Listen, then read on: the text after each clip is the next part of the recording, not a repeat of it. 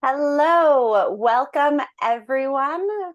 Thank you for joining us wherever you are from. Please feel free to keep in the chat letting us know where you're joining us from. It's always exciting to see all of the folks that we are in conversation with for these webinars. Welcome to our B-Mitzvah edition of Raising Up Teens with Moving Traditions, which is a series of free webinars that's geared toward parents, educators, and any adult who is part of the important process of guiding Jewish teens and preteens.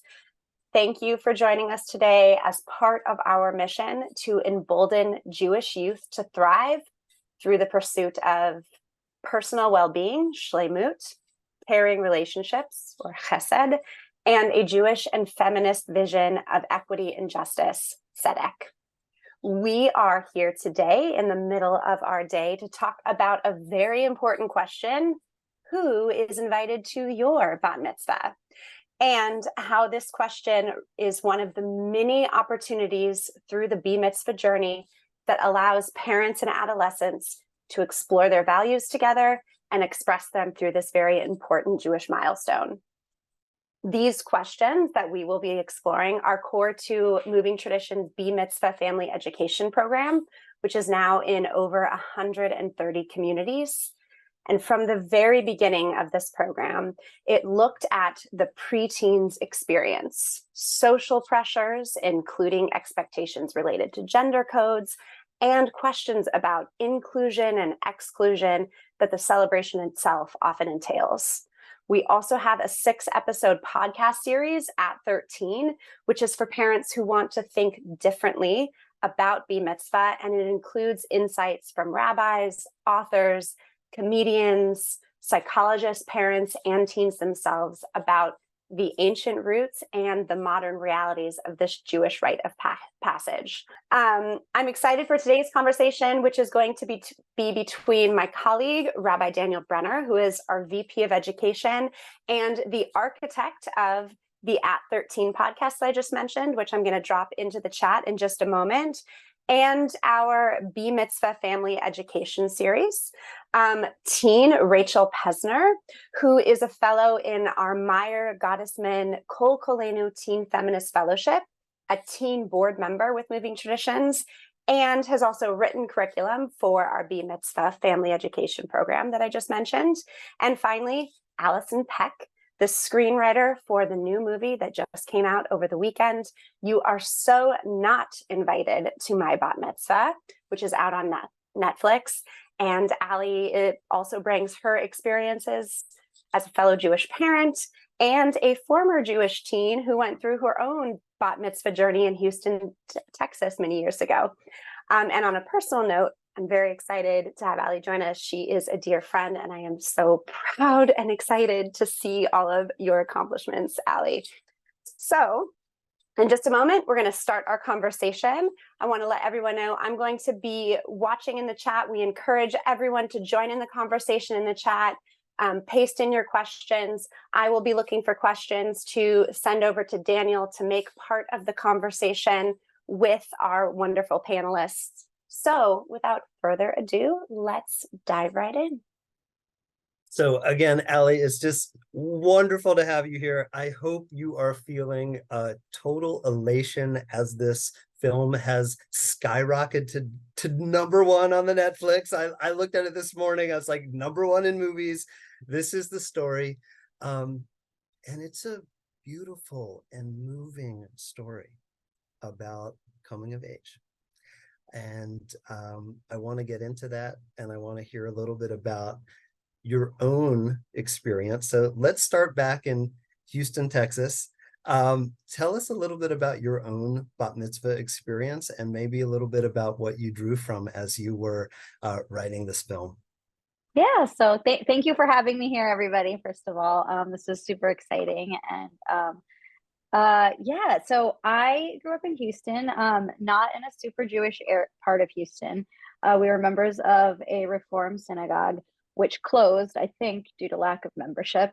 And so we were sort of without a community for a while, which was during the time I would have been bat mitzvahed. So when we found our new synagogue, I sort of was at this point where I was like, seems like a lot of work, because I would have had to start from the beginning. So my parents were supportive of that. They were like, sweet, you don't, if this is not something that you're super into, that's fine. But then in high school, I came to really regret that decision. And we joined a conservative synagogue. I was very active in USY, very part of that community, and then continued that all the way through college, being very involved in Hillel and Chabad and things like that. And now, my kids have, my daughter's in a Jewish preschool, and, my son was in a Jewish day school. So it's very much a part of my life, despite not having the bat mitzvah. Now, being a Jewish teenager, obviously I've been to 10 billion bat mitzvahs. So it definitely was something I pulled from my experience. And even now as an adult, attending those of my friends' kids. So that was really, my experience with it. And I hope it came through in the movie. We'll talk about that in a moment. So the film starts, and I imagine you wrote the opening part of the film, expanding the lens, not just focusing on Jewish rites of passage, but looking at all sorts of rites of passage globally. Can you share a little bit about why start there, and how was that decided as the opening of the film? Because it talks about, indigenous tribes in Brazil and fire ant ceremonies and all of this, what was behind the decision to start there and not start with the specifics of the Jewish ritual? Yeah, so something that was really important to me was to make this very accessible, not just to people who have been to bar and bat mitzvahs or people who are Jewish. I wanted this to feel very similar. I was really impressed with the way My Big Fat Greek Wedding, their sort of whole promotional thing of whether you're Greek or not, you have been to a big wedding. Every culture has their sort of thing. And I remember watching that movie and being like, okay, this is a culture that is not my experience, but I 100% can relate to so much of that movie. And so I wanted to kind of bring that in. I didn't want it to feel alienating to people. And then also just in pitching it, I mean, that's something that you always have to be cognizant of, is who is this movie for? I didn't want it to feel like a very niche, you wouldn't understand it if you didn't have that experience growing up. But I also wanted to give, little nods to if you are Jewish, you're going to get it on another level. So it was very important for me to say, this movie is not just about this girl's bat mitzvah. It is about just the kind of whole experience of growing up.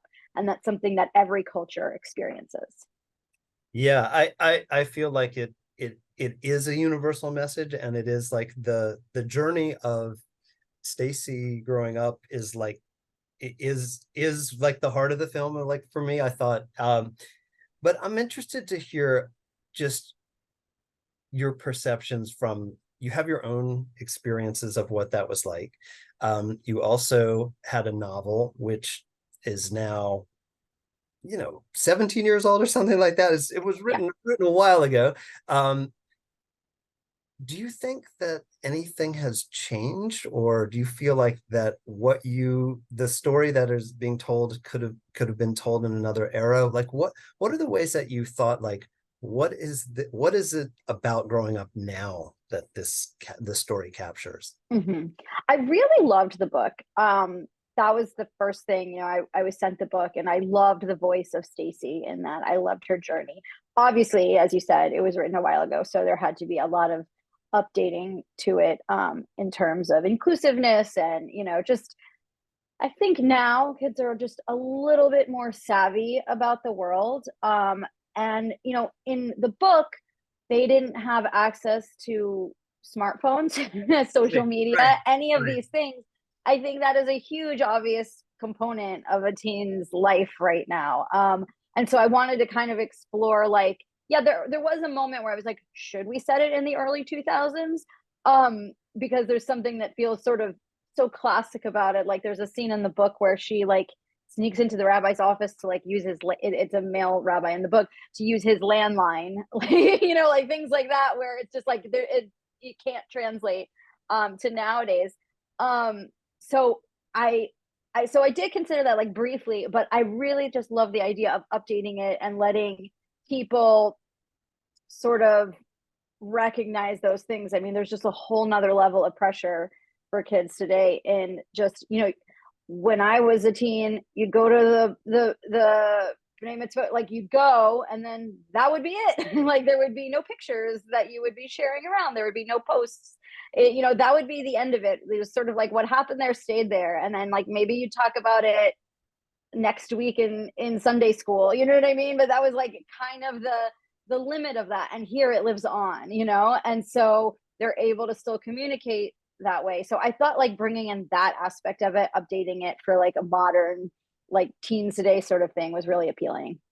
I think you did it so perfectly. Like I just, yeah, that it really did work.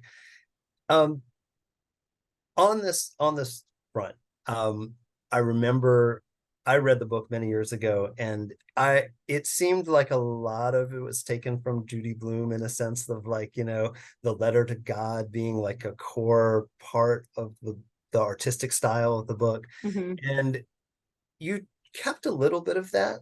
Do you want to say a little bit about like because I'm interested, did you want to, you didn't start the film that way, but you did keep that element. And what was your relationship to that part of it, and how did you, I guess, approach it when you were modernizing it? Yeah, I love Judy Blume. I love Are You There, God? It's Me, Margaret. So it was to me like, and that is in the book. You're right. Like the Dear God, Stacey Friedman here kind of stuff. I wanted to keep that in because I just loved that part of the book. And I was like, this is too much. Like, you know, like when I was writing sort of my spin on it, I was like, I don't want to step on the toes of that because that's a classic. But I did, when I was thinking about it, I was like, the thing that Amanda Stern is the author. Fiona Rosenblum's her pen name. Yeah. Amanda did that was so great was, you know, I think every kid talks to God like that at some point. Like, God, like, please let me, you know, and then they just like fill in the blank of whatever very petty thing they're asking. You know what I mean? Like very childish thing. And it's something that I did at this age. So I felt like, yeah, there's a reason that it was in this book. It was in other, you know, that sort of element. I really loved that because I think it gives her a connection to God in a different way that is separate from her bat mitzvah, that is separate from her going to Hebrew school, that is separate from her davening. And I think that gives you a weight at the end when she's like, I don't want to be a part of this. You realize she's already has her own relationship with God. So like, this is a big deal for her to say, you know, I don't want to have a bat mitzvah. It's also a big deal. You understand more when she's, you know, in the ark and is like, Oh, I yeah, think God sure. will be mad. Like you understand because she already kind of has her own relationship with God. She doesn't want to, you know, do anything wrong in that world. So I liked keeping that element. I felt like it kind of tied in sort of her relationship with that. And it gives you a good, just from a writing standpoint, like a really great opportunity to really hear her voice without, you know, posturing in front of friends or the cool kids or boys. It's just really her. And I thought that was something that the author of the book did really brilliantly. So I wanted to kind of maintain that. Yeah, I feel it was even more important in a world where more teens are more jaded or more like aware of everything, to retain that sense of innocence and that just sort of presence and connection to like, I can just speak from my heart to like, you know, I can just do that. And I loved it. It made me care more about her, and I think it makes the viewers just care about her, that she is, even though she is obviously, when she's with her sister, she's super mean spirited and like, you know, willing to like go to battle and you know, in some ways go to battle with her parents, but actually this very loving relationship between her and her parents, which I thought was refreshing. I don't always see that. So I'd like to ask a little bit about the Jewish aspects of this, because what we see in the film at least are like some of the stereotypical tropes of like, there's a one line that she says, like, you know, God, I want to have to do this for you and the other old people and God, you know, like that kind of thing. Like, what do you hope that people will see in terms of the way that Jewish education is portrayed, the way that the ritual itself is portrayed? How did you plan on it being what it was, and do you feel like it like reflects the complexity that you wanted to see there? Yes, I mean, I think it actually came out better than I was even imagining. I think the thing that I'm most proud of is how joyous it all feels. I've gotten a lot of like people telling me it's like just a really happy movie, even with the drama parts of it. And I really wanted to celebrate Jewish culture in that way. And it was funny because on Sunday my son just started religious school for the first time, and Mazel tov. That's yeah, and so and we were at the orientation, my husband and I, and we were sitting there, and part of the thing the rabbi was talking about was like, what do you want your child to get out of this, and it was, and then when your kid inevitably asks, why do I have to go, you can say these things, I want them to know the rituals, I want them to experience community, I want them to have a good moral compass, Jewish values, all these things. And it really like came at such a great time, because here I was like kind of setting him on his journey for his own bar mitzvah, and which is usually what people focus religious school about, right? Like, you have to do this because you're getting bar mitzvah, you better learn everything, that kind of thing. for But sure.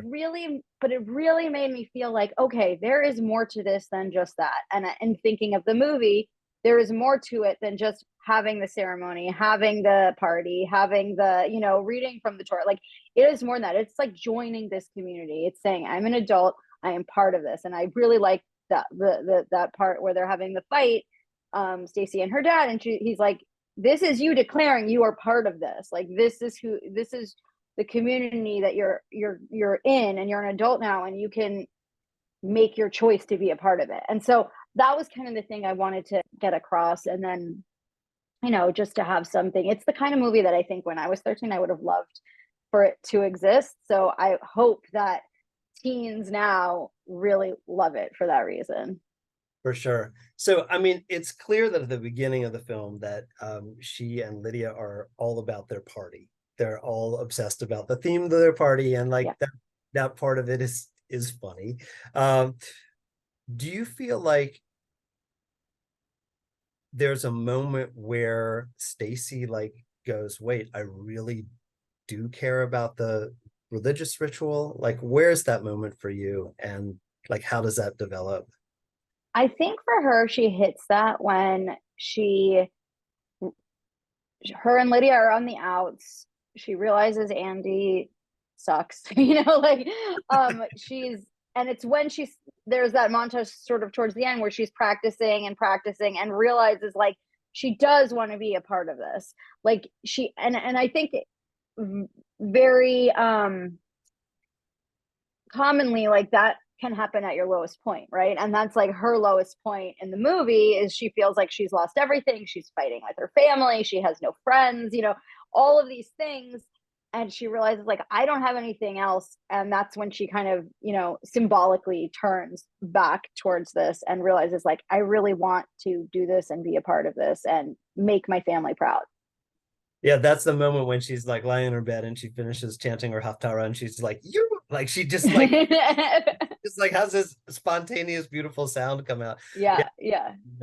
So I have to say, as a person who has spent a lot of my time and energy working with men who are mentoring teen boys and thinking about the issues of teen boys, I was fascinated by the male characters in the film. They're not the center of the film in any way, but they were really fascinating to me, because I really think, like, on the one hand, you have really a kid who doesn't know who he is at all, Andy. Like he's such a, how should I put it? He's so afraid of his own. He's so afraid, but I try to come at it with I know, I'm kidding. kind of compassion, just like, here is someone who is posing and everything, and still, like, he is like he's the hottie, etc. What do you think is going on, like, as a writer? What do you imagine is really going on with him, like with Andy Goldfarb? Like, what is he on his own journey? Like, if there was like a sequel to this about that character, what would his character arc look like? What do you think is going on there, and what does it say about adolescent boys? I think something that was really done well in the casting, especially, was that they looked just like a smidge younger than the girls. They're like a smidge shorter, a smidge, because girls, I feel like, it's said that like are mature faster. And so I Sure. feel like that there is a great sort of thing, like he has not really hit the maturity that the girls have. I mean, something that I loved that was a part in the movie that was added that was not my doing, but I thought was so smart, was like, at the ledge, the girls were defending like Stacy's period. You know what I mean? And like Sure. the boys all thought it was like, ew, gross, and the girls were like, get over it. And I thought that was actually really brilliant. It showed the difference of maturity. And I just think that he is just not quite there yet. I think that and I think something that is fun is that I've been seeing online people saying like, who is your Andy Goldfarb? Because I think everyone had one at 13 where it was like, this kid, there just is very little going on the surface, but everybody is just like so obsessed. So I think in a lot of ways, for me, like writing it, Andy was like the placeholder of the representation of like, she needs to grow up, she needs to move on from him. He was there to be the thing that they fight about, but that's not really what they're fighting about. They're really fighting about their friendship, and are they growing apart, and it's scary growing up, and all of these things. And it was very easy to focus on a boy in that. So, I think there are ways in which this is very much like the 80s movies that it's an homage to. And I love the scene where there's like a movie theater, and every single movie I think is like a John Hughes movie, and it's like, it's all about the 80s teen movies, and it is in some ways heteronormative in the same ways that those 80s films are, but there is a little bit of the pushing the boundaries, particularly in the scene where they hang out with the kind of cool, kind of mean girls in their grade. Do you want to say a little bit about how you thought about like this? It's a story that centers on like, the classic 2 girls, 1 boy rivalry kind of situation, but I see like in different places you try to make it more than that. Do you want to say a little bit about how you tried to push that a little bit?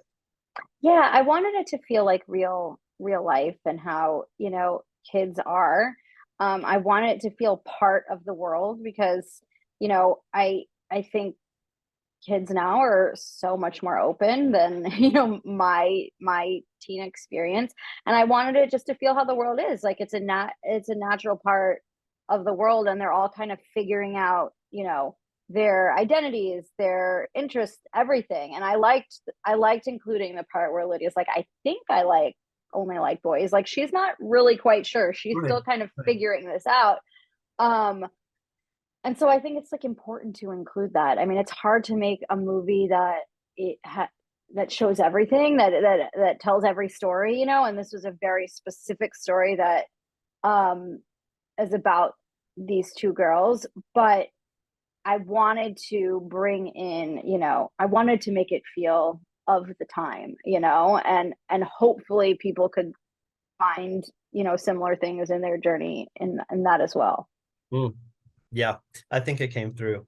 So I gotta just have my little moment of celebrity. Okay, first of all, you went to the Sandler family bat mitzvah. Okay, I did. to hear about that, but also I'd love to you got connected with Adam Sandler, and if it is true that like his reputation that precedes him, that he is just like the mentiest guy in Hollywood. He's wonderful. Yeah. I can very happily say that it is not all an act. He's great. So the way it came to be was I had worked on a previous film, a dance movie at Netflix, with a production company, Alloy Entertainment. I've worked on them a couple of things before. And so they were saying like, hey, we want to work with you again. We have this book that we own. Like, we really think that you would like it. And so I read it and I was like, I love this book. I love Stacey's voice. I'm so excited because, for as much as there are so many Jewish people in Hollywood, there's not a lot of content that is. Well, there aren't a lot of positive Jewish films about like that are joyous like this film is. Yes, exactly. And so I was thrilled that a production company was like, yes, we want to make a Jewish movie, and it's not going to be a hidden Jewish movie. It's not going to be like, oh, it's about a bat mitzvah, but we don't really see it. They're never at temple. You know what I mean? Like, there's so many ways to do it to feel that could feel less Jewish. But they were very much like, no, we want to make this movie as the book intended. And so I was very excited to do that. So I wrote the pitch, and then we wanted to partner with, a place like a person like Adam Sandler, to bring even more legitimacy to that story. And we just thought he would be perfect. So I pitched it to him and he was like, yeah, I love this, like, let's do it. And so then we took it to Netflix and they were like, yeah. And so, I mean, that's an oversimplification because it took, I started this project before the pandemic. So in 2019. So it was, as far as movies go, that's actually not that long of a time, but in terms of the world, it felt like a long time. And so then he, his kids are phenomenal actors. It was perfect age for them. And we were very lucky that he wanted to be in it as well. Because at first it was possibly just for his girls to be in it. And it ended up being great. And I just think he's amazing. He's amazing in it. I think he just brings, like, he's the ultimate Jewish dad, I think, in this movie. I love it. He is the ultimate Jewish dad. I also just, I mean, I think Sandler's one of the great actors in Punch Drunk Love. He's incredible in Uncut Gems. He's incredible. But I think Sonny Sandler is the best actor in the family now. I was like just floored by how realistic she was in every scene, and her emotional range was incredible. And she was so subtle. Like, even in that scene where you're talking about them kissing in the ark, just like her glancing at the camera for a second, just to show that she's not totally in the moment. She's like not feeling this moment entirely. It was just so perfect. I just felt like, it was great. All right, I want to ask one last question, then I'm gonna rope other folks in. So there's so much chatter in the Rabbi and Cantor and Jewish Educator channels about the amazing amount of scenes that took place within Hebrew school. Like that just the fact that this was a Jewish movie where Jewish education was so core to the film. And a lot of the Jewish educational parts are hilarious and funny and a little cringy. So could you say a little bit about that and how you wrote them and how they were, how they came off? Yeah. So originally I wrote the rabbi as a man. But it was very important for me that he was not like sort of the old rabbi stereotypical thing I feel like you see in movies, or what people, what's that? Like in a Coen Brothers film. Yeah. Right, exactly. Like so it was very similar to how I wrote it, but of course Sarah Sherman brought, just the most amazing herself and infused such humor, and just it was phenomenal.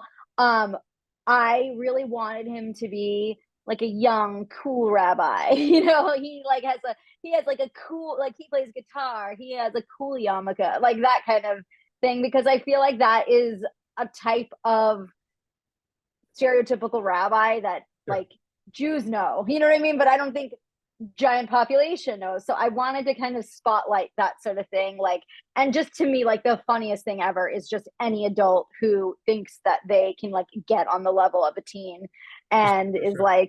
like, you know, trying to speak teen slang, you know what I mean? And it to me, that's just the funniest thing in the world. So I really love those scenes, and I hope it wasn't too cringy, but I feel like that is a character, a type of character that exists in the Jewish community. And I just loved her performance. I thought she was amazing. All right. So Rachel, I want to invite you into the conversation now. And Rachel, I know your rabbi. Jen Feldman is your rabbi, right? You have a very cool rabbi. I'm just thinking, like, when you were watching this film, did you feel like this film like really reflected Jewish education and reflected the bat mitzvah process that you went through and all of that? You're a little closer to that age than me. Yeah, so I actually didn't grow up with Rabbi Jen in Chapel Hill. Where'd you grow up? I grew up in New York City, so Okay. it was definitely a very different scene than what Chapel Hill is, and both are great but very different. And the best I can do is compare my brother, who just went through his whole bar mitzvah process, to what my process was during the pandemic, to kind of see how that was different. It's a really different experience growing up in a place where you're surrounded by Jews and everyone knows what a bat mitzvah is, to moving to a place where that's totally not the case, and it's a rare thing to go to temple on a Saturday and have a bat mitzvah there. And so that was very interesting for me to see my younger brother trying to grow into, because he also lived in New York, and I think he did a really great job with it. You know, there's different aspects to it, because growing up in New York and everyone has a bat mitzvah, you feel like there is more of a community there, and I really liked watching the movie and seeing that, you know, everyone was having their bat mitzvah, and it was a very Jewish environment, and they were all, you know, going to Hebrew school together. It wasn't something that never really happened. Right. Um, And I liked how even like Mateo, the exchange student, knows all the book, you know, like it's yeah, amazing. Yes. yeah. Totally. Um, but then how in North Carolina, um, that's not the case, but it does take some pressure off for sure, because no one really knows what it is. So specifically in the Right. party, it does take a lot of pressure off, right? You don't have to worry about planning a party that no one's really been to one. But I think the Jewish education, it was really awesome to watch, especially with my brothers, because, you know, when they started singing Bim Bom, like we were all singing together, being like, oh, we remember this is great. That's um hilarious. I think we related to it a lot, and then also didn't in our new place. So how about like not the Jewish piece, but like the teen coming of age piece? I mean, so we've got like, you know, wearing adult clothes and getting your period and taking risks and like your older sister drinking and a bunch, you know, we've got a bunch of like adolescent things happening. Did you feel like that was spot on to like 13-year-olds today? Like what was your take on that? Yeah, I mean, honestly, it felt very much like a mirror of everything that happened to me when I was 13. It felt like a movie that I was watching it, and it didn't feel like it was written by adults for kids. It felt like it was just about kids. And I really, really enjoyed that as I was watching. It was witty, and I really appreciated how everything felt so genuine. Um, yeah, I mean, it's a very, very good coming of age film, I think, especially as Stacy realizes that being a woman is not just about having your party, but it's not just about having your service either, but it's about treating the people around you the way that you want to treat them as an adult, and how the service is very important, the party is very important, and it's important to think about how all of your social aspects merge together to form an adult person. And I thought that was very, very well done. Yes, it comes together so beautifully in the end, like just her own journey. Absolutely. So, Rachel, I know that you had some questions for Alison, so I feel like now I'm just gonna turn it over to you and let you ask away. Yeah, okay. Hi. Hi. You did a great job. The movie was amazing. Thank you so much. One question I have is, how did your vision of feminism and Judaism change as you were making the movie? How did it kind of adapt as you got to look in the mind of a kid and see what it would be like? That's a great question. I think one of the interesting parts that the movie kind of highlights is this idea that, it hasn't been a very long time that women have been having bat mitzvahs. Like when my dad grew up Orthodox, and this concept to him is just totally foreign, So, and I think that's a really interesting thing. And there's a part of the movie where they talk about like, oh, we didn't have these when we were a kid. And so there is a certain sense of, separating the gender of it all, which is a whole nother thing. But just for people that don't identify as male, to be able to have these ceremonies that are equal, to each other. And I feel like, as even from when I was a kid till now, you see more, they feel like equal parts of the Jewish experience, as opposed to like, I mean, I guess you can read from the Torah, you know what I mean? Like it feels like people who are not male have this place that is equal to everyone else. And so writing this, it was something that I really wanted to pay attention to. Like Stacy takes that for granted, but when she's learning that, like, hey, it wasn't always like that, I think that's something that every kid kind of learns, like, oh, I have a lot of privilege and a lot of opportunities and a lot of cool things that get to happen to me that maybe other people didn't. And so I liked kind of sprinkling those sort of concepts in. Yeah. And then I was also wondering, how was writing a movie from a book? How did you know what to keep and what to change, specifically as it relates to the translation of the message from the book to the movie? Yeah, that's great. It was fun. This was the first time I adapted a book. And I actually really liked it because it gave me sort of these touch points of like, okay, we know she's gonna have a bat mitzvah at the end, like we know she's gonna have a boy that she likes. So I kept the big parts of it. So like the spirit, carried through. I kept the tone. I kept sort of her voice, because I didn't want there. Look, there are a lot of fans of this book, and I didn't want you to watch this movie and be like, what? Like, this feels like nothing. I wanted to maintain the spirit of that book. But then there was things that I felt like I needed to update. So I knew Sadie Sandler was going to be in the movie. So in the book, there's not a sister, it's a brother. So I created the sister character. So you kind of just sort of like work with what you have. I didn't love the body kind of message with the brother. There was a lot about his weight and stuff like that. So it was like, felt very of the time of 2004 or whatever, maybe not so appropriate now. So I, took stuff like that out. So it was sort of like a kind of a push and pull. And then, there's so many great things in the book, like like call it time of death when her crush has ended. Like that's from the novel, because I just thought that was the funniest thing in the world. So it's like you find the best things that translate to a movie, because there's so many great things in the book that just don't translate on screen, and a lot of it is her thought process. It's very much, the movie very much is Stacy is in her head a lot of the movie, and you can't have a whole movie where she voice over the entire thing. So it's really picking and choosing those moments of what is the most important point for her to narrate, what is the most important message to get across, how do we use this judiciously, how do we sort of plot it through the movie. So it was very fun though, because the book was just so funny and so joyous, and I just wanted to carry that tonally through. Yeah. Thank you so much for making this movie. It was amazing to watch with my family, and we were all just like, oh, this is something that happened, and we get this. It was really, really well done. Thank you. And you have given me the best compliment, saying it sounded like a teenager wrote it. That's like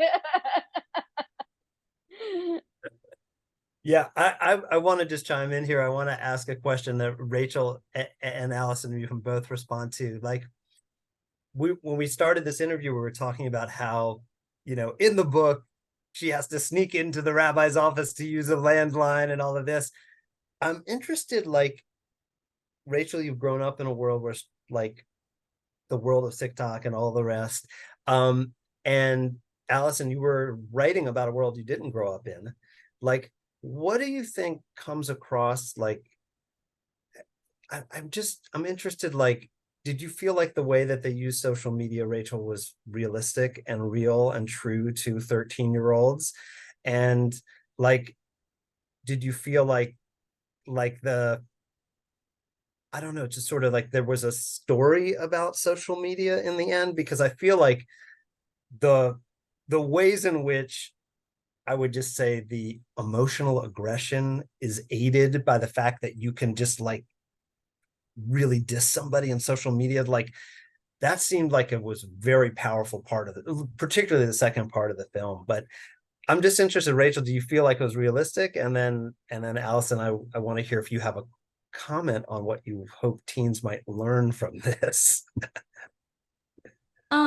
I think that it was definitely realistic, and I also really appreciated the kind of underlying message about social media, which is that it can really be a toxic place, and maybe it's not for the better to have it, right? How Stacy could just diss her best friend of years so easily on social media, and it wasn't an issue. Well, it was easy for her, and how, everything gets recorded, everything puts out, so everything you miss, about every stupid thing you do, it gets put on there.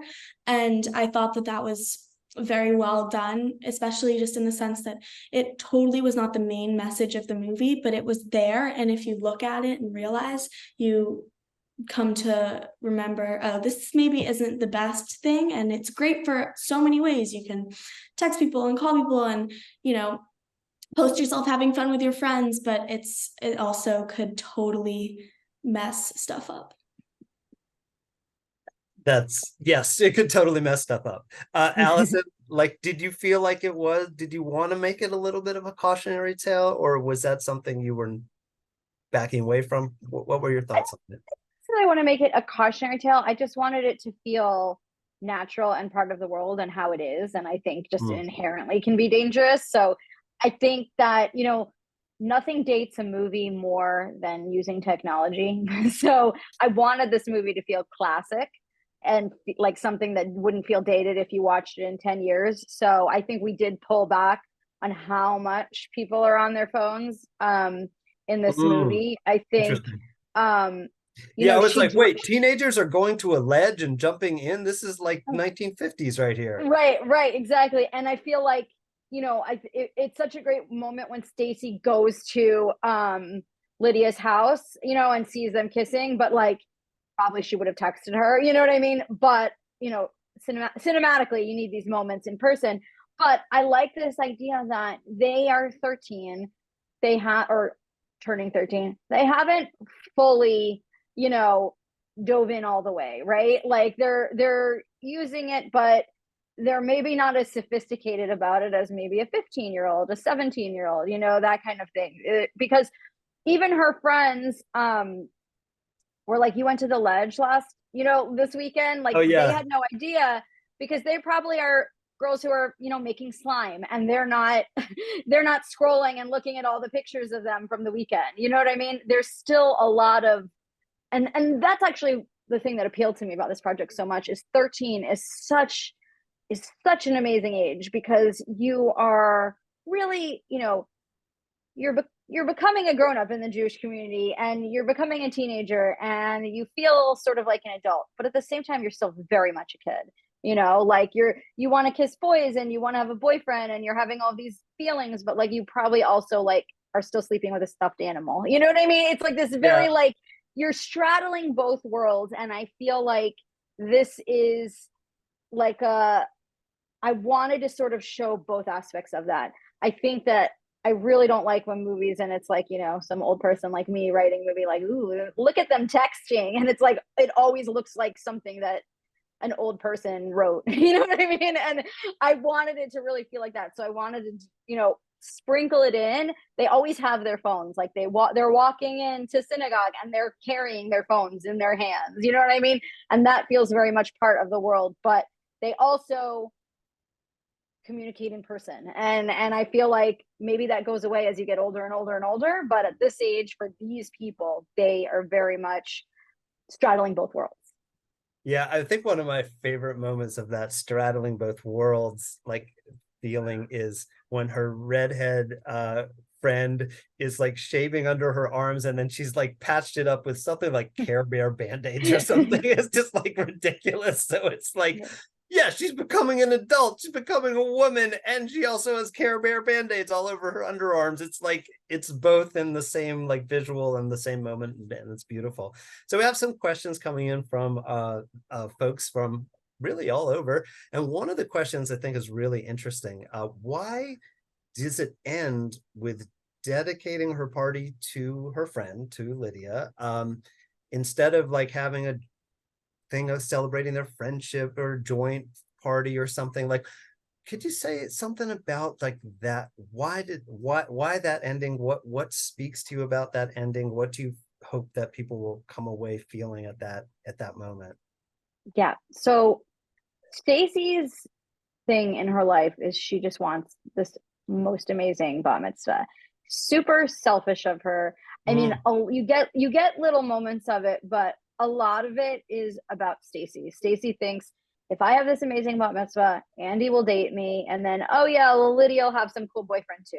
You know, yeah, and then they'll live in lofts in Tribeca together in the future. I love that line. but it's very much from Stacy's point of view. It's not. It's like, yeah, you're there too. You're my best friend, but you date some guy, I don't know who, you know, like that kind of thing. Right. And so it's very much Stacy. She's very focused on this from the beginning. And a lot of their friendship is that Stacy is basically the star. And a lot of that was, I think, a lot more in the book. Because in the book, Stacy wants to be a stand-up. So she is very much like center of attention type of girl. And Lydia is kind of just like, you know, the supporting role to the friendship. And so to me, it was very important when thinking, how does she make up to her? You know, in a typical movie, I feel like that moment where she's rushing to the door and is like, I'm sorry. And then it's like, I forgive you. And it's like, I like the idea that no, she's going to have to work for it, because what she did was truly awful. She ruined her bat mitzvah. She humiliated her. I mean, it, not even just everything she's done throughout the movie, but at the very end, like destroying someone's bat mitzvah is terrible. Yeah, and moms, do not download things from your kids' laptop. Don't do it, moms. Bad choice. I read somewhere that this is like, someone was saying online, she's the true villain of this movie, and that this is like a tale about like what happens when you have an overbearing mother. That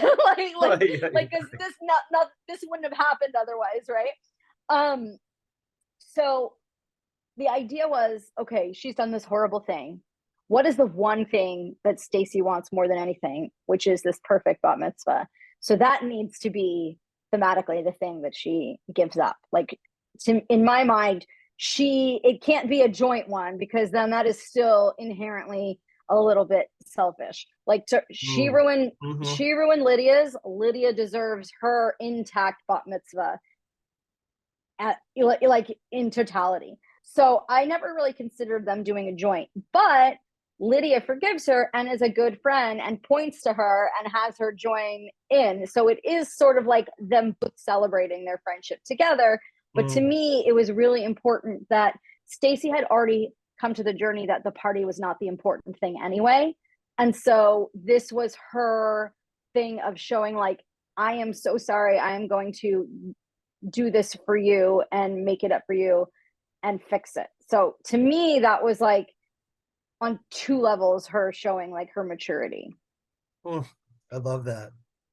I think, you know, one of the questions that just as a rabbi that I'm always thinking is the question to ask a 12-year-old is like, what's your Torah? What have you learned in your life that you can teach? And I just think like at the end of this film, Stacy's got Torah to teach. Like that's what's so redeeming here is that like she's gone through a lot, and she's like come to realize like what really matters, and like you're there for her. And that's like where the joy comes. Like the joy comes because of all the pain that she goes through and the isolation that she goes through, and her dream getting crushed, but like a new dream arising, and that was unexpected. So it's beautiful, and I really think like I really think is going to help a lot of young people. I hope it'll help a lot of young people think like, what matters to me in my life, and how do I find my purpose. And there is another thing here that is really core, and I do think that it's just becoming increasingly more important, and it's that people feel very isolated from each other, and friendship, when you have it and you can hold on to it, is just so precious. And I think like that is just, this is a film about coming of age and losing your friendship and gaining it back. And like that's this heartbreak story we all go through, I think. And that's really comes across. And I always feel like, when a film is a #1 film, it's not just, the liberal Jews of the world that are watching. There are millions of people watching and feeling, wow, this is a deep truth, and this Jewish story actually tells and helps us realize that truth. So thank you so much for making this movie and writing such a funny and warm and positive film about Jewish life and Jewish education. It is so rare. We're just really, really thrilled to be in conversation with you and to celebrate with you as more people are getting in touch with the story and watching and enjoying with their families. So Alicia, we're going to turn it back to you just to wrap things up. And again, Rachel, amazing. Alison, thank you so much. It was such a pleasure. Thank you. Just wanted to echo my thanks to all three of you, Rabbi Brenner, Alison, and Rachel. And I was just thinking through that last part of the conversation about how 12 into 13 is this moment developmentally of straddling, right, childhood into adolescence. Like it just highlighted many of the things that we often talk about at Moving Traditions and try to weave into all of our programs, including B-Mitzvah, that adolescence is an important moment in time developmentally. And, we often talk about the B-Mitzvah as today you are an adult in the Jewish community, but it is really like, it is today, like you are entering into this process of becoming a teen, an adolescent. Like that in and of itself is a beautiful and challenging thing to celebrate and navigate. So thank you for highlighting those many things through today's conversation. I wanted to, again, thank everyone for joining us, and to just say that following today's webinar, in the next couple of days, you will receive an email from us that not only includes a recording of the webinar, but all of our Raising Up Teens with Moving Traditions webinars also come with a take-home resource with ideas for how to bring the learnings from today's webinar into conversations with the adolescents in your own lives. So please be on the lookout for that. And if we can just quickly share our closing slideshow, a few things that I wanted to share with everyone. First, as I mentioned at the beginning, all of Moving Traditions programs are rooted in these three interconnected Jewish values of when we give teen confidence in exactly who they are, shleimut, we believe that and connecting them with caring communities, chesed, building the sorts of friendships and relationships that were talked about through today's conversation as seen in the movie. And when we do those things for them, they are more prepared to help make the world a better place, to see beyond themselves the pursuit of tzedek. Next slide, please.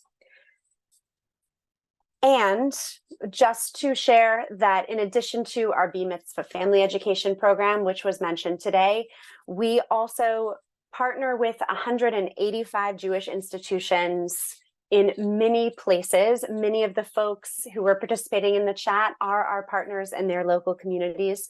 We offer a full suite of programs that embolden Jewish youth to thrive. Our B-Mitzvah family education program.